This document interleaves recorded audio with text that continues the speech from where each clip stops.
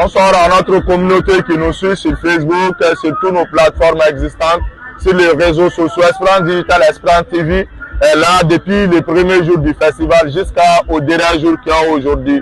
Comme nous avons dit avant, en ce moment, tous ceux qui passeront dans cet événement, nous vous présentons en temps réel. Nous sommes avec l'un de l'organisateur qui s'appelle Zoumana Sako. Diawara. Zoumana Diawara plutôt. Et Zoumana Diawara va se présenter à vous. Bonjour, bonsoir tout le monde. Moi, c'est M. Zoumana Diawara. Je suis co-organisateur du Festival de Fruiterie, qui est à sa 3e édition, qui se passe au stade du 26 mars. Ça commence le 20, ça va se terminer ce soir le 25. Merci M. Zoumana. Merci à vous aussi. Du premier jour jusqu'à aujourd'hui, quelles sont vos impressions sur le festival, surtout la 3e édition? Ok, cette 3e édition a été une édition innovante.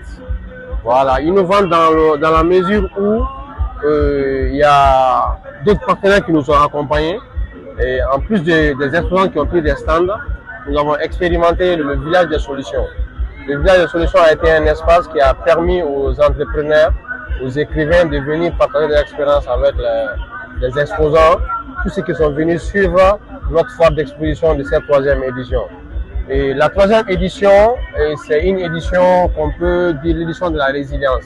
Vous savez, le pays traverse des moments difficiles, mais malgré tout ça, quand un organisateur d'événements parvient à mettre en place, à maintenir son événement phare de l'année, qui est le festival qui permet à chacun d'entre nous, c'est un lieu de rencontre.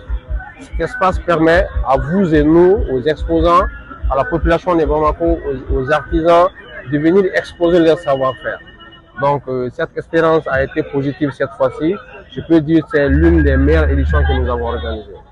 Quand vous avez parlé de l'innovation, nous-mêmes, nos volets, ça parle de l'innovation beaucoup. Okay. Cette innovation qui est le village des solutions en ce moment, vos exposants ont pu participer beaucoup à ça? Oui, les exposants ont participé surtout le premier jour. C'est moi-même qui ai invité les exposants à venir suivre voilà, la rencontre avec le village des solutions. Les questions pertinentes ont été posées.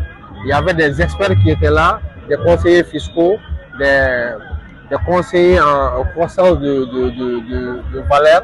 Donc, ils ont répondu à des questions qui ont permis aux exposants de savoir se fixer des objectifs et comment atteindre ces objectifs pendant une durée déterminée.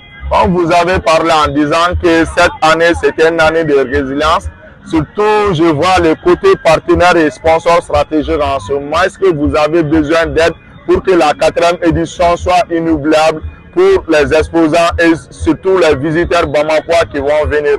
Ok, comme tout événement, son organisation demande de l'accompagnement. L'accompagnement déjà des exposants qui sont nos premiers partenaires.